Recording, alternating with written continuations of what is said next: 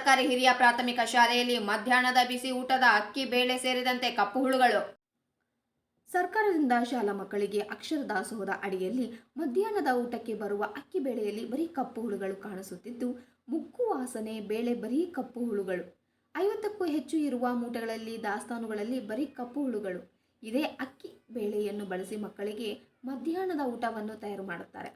ತಯಾರಿ ಮಾಡಿದ ವೇಳೆಯಲ್ಲಿ ಬರೀ ಕಪ್ಪು ಹುಳುಗಳು ಕಾಣುತ್ತಿದ್ದು, ಈ ಬಗ್ಗೆ ಮಕ್ಕಳು ಕೂಡ ಮನೆಗಳಲ್ಲಿ ಪೋಷಕರಿಗೆ ದೂರು ನೀಡುತ್ತಾರೆ.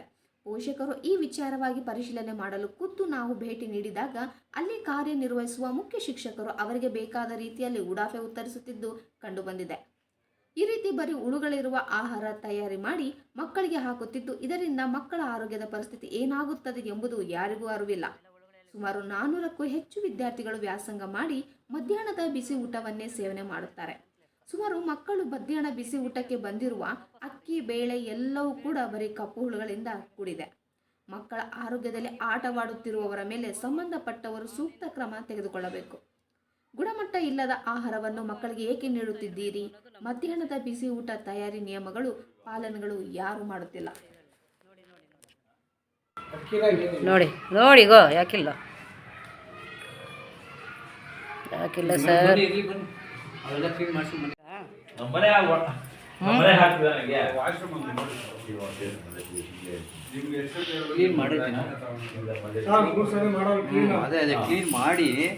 ಮಾಡಿ ಕೂಡ ನೋಡ್ರಿ, ದೂರ ಹೋಗ್ರಿ. ನೋಡ್ರಿ ಹುಳುಗಳು, ಇವು ಹುಳುಗಳು. ಓಕೆನಾ?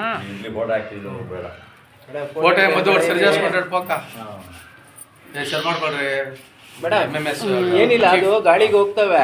ಹೋದ್ಮೇಲೆ ನೆಕ್ಸ್ಟ್ 2 ಹೊಡ್ಕ ಹಾಕ್ಸ್ಕೊಂಬಂದು ಇದು ಮಾಡಿಸ್ಬೇಕು. ಫೋಟೋ ಗಿಟ ಏನು ಬೇಡ, ಸುಮ್ಮನೆ ಅದಕ್ಕೆ ಫೋಟೋ ಬೇಡ, ವಿಡಿಯೋ ತಗೊಂತ ಇದೆ. ಅದು ಯೂಸ್ಲೆಸ್ ಅಂತ ಹೇಳಿದ್ರೆ ವಾಪಸ್ ಹಾಕ್ಬಿಡೋಣ. ಅದು ನಾವು ಹೇಳಿದ ಮೇಲೆ ನೀವು ಫಾಲೋ ಅಪ್ ಮಾಡಬಾರ್ದು ಸರ್. ನೀವು ಮೊದಲಿಗೇನೆ ಅದನ್ನು ಫಾಲೋ ಅಪ್ ಮಾಡಬೇಕು. ಹುಳ ಬೀಳಬಾರ್ದು ಅಂತ ಹೇಳಿ ಸ್ಟಾಕು ಬಂದಿರೋದು ಹೇಗಿದೆ ಹೇಗಿಲ್ಲ ಅದನ್ನ ನೀವು ತಕ್ಷಣಕ್ಕೆ ಸಂಬಂಧಪಟ್ಟವ್ರ ಗಮನಕ್ಕೆ ಕೊಡಬೇಕು.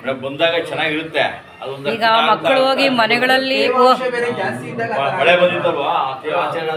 ಸರ್ ತೇವಾಂಶ ಅಂದರೆ 1 ಮೂಟೆ ಪ್ರಾಬ್ಲಮ್ ಆಗುತ್ತೆ, 2 ಮೂಟೆ ಪ್ರಾಬ್ಲಮ್ ಆಗುತ್ತೆ, ಎಲ್ಲನೂ ಆಗೋಕ್ಕಾಗಲ್ವಲ್ಲ. ಏನು ನೀವು ತೋಚಿದ್ದು ಹೇಳ್ತಾ ಇದ್ದೀರ ಪಾಪ, ಏನು ಮಾಡೋದು? ನೋಡಿ, ಹಾಲು ಪೌಡ್ರಿಗೆಲ್ಲ ಹುಳ ಇದೆ ನೋಡು. ನೋಡಿ ನೋಡಿ ನೋಡಿ ಸರ್, ನಮ್ಮ ಮನೆಗಳಲ್ಲಿ ನಮ್ಮ ಮಕ್ಳಿಗೆ ಇಕ್ತೀವ? ಯೋಚನೆ ಮಾಡಿ ನೀವು. ಒಂದು ಮಾನವೀಯತೆ ಇರಬೇಕು, ಅರ್ಥ ಆಯ್ತಾ? ಇಷ್ಟು ಸ್ಟಾಕ್ ಇದೆ.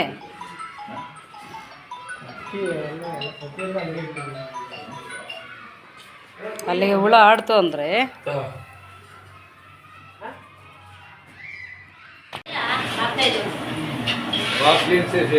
ನೀವು ಬೇಳೆ ಗುಣಮಟ್ಟ ಸರಿ ಇಲ್ಲ ಅಂತ ಅಯ್ಯರವ್ರಿಗೆ ಒಂದು ಮಾಹಿತಿ ಕೊಡಬೇಕು. ಲಿಖಿತ ರೂಪದಲ್ಲೇ ಕೊಡಿ, ಇಲ್ಲ ಶಾಂಪಲ್ ಕಳಿಸ್ಕೊಡಿ. ವಾಸನೆ ಬರ್ತಾ ಇರೋ ಬೇಳೆ ಹಾಕ್ಬಿಟ್ಟು ಸಾಂಬಾರು ಮಾಡಿದ್ರೆ ಮಕ್ಕಳು ಏನು ತಿಂತಿದ್ದಾವೆ?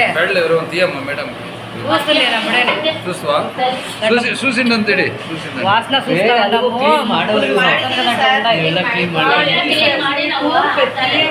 ಜಲ್ಲಿಗೇಸಿ ಈಗ 3-4 ಕಾಲು ಕಡಿಗಿ ತುట్లు పొడి అటు ఉన్నప్పుడు ಸಾಂಬಾರು ವಾಸನೆ ವస్తుంది. ಅರ್ಥಮಾಯ್ತಾ? ಆಲ್ರೆಡಿ ಹುಳ ಬಿದ್ದಿದೆ. ಹುಳ ಬಿದ್ದಿರೋ ನೀವು ಎಷ್ಟು ಸ್ವಚ್ಛತೆ ಮಾಡಿದ್ರೆ ಅದು ಮುಗ್ಗು ವಾಸನೆ ಹೋಗುತ್ತೆ. ಅದೇ ಕಂಪ್ಲೇಂಟ್ ಆಗಿರೋದು. ಹುಳಗಳೇ ಇರ್ತವೆ, ಬರಲ್ಲ ಮುಗ್ಗು ಹುಳ ಹಂಗೆ ಇರ್ತವೆ. ನೀವು ಅದನ್ನು ಗಮನಿಸಿ ಸಂಬಂಧಪಟ್ಟವರಿಗೆ ಕೊಡಬೇಕು. ಆಯ್ತು ಹೇಳು.